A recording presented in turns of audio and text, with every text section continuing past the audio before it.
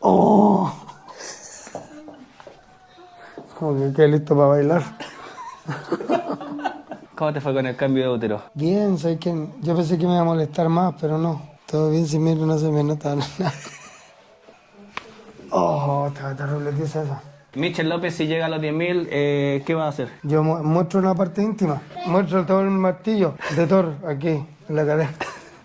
Mirando para allá, mirando para allá. Las piernas para allá. Esa es. Buena. Bueno.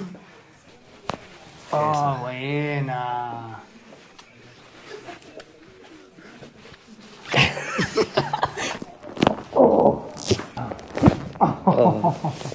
¿Y cómo te ha ido con el tratamiento de la hemorroide? Desinflamándose un poco.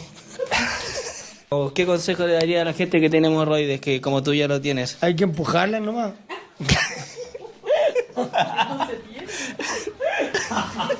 Hay que empujarla con una patita ruda y se soluciona. Oh, ahí sí. Ah.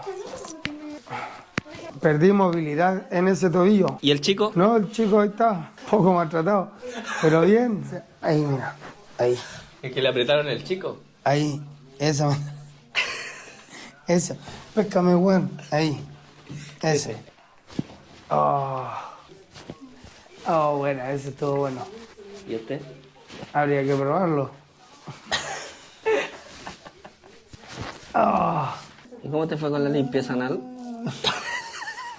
¿cómo te fue a ti con el blanqueamiento? Esa. ¿Cómo te fue? ¿Que te fue bien o no? ¿Arde mucho? Oh, buena. Motherfucker. Me deja un poco ciego esa cámara. Me voy con epilepsia de esta weá.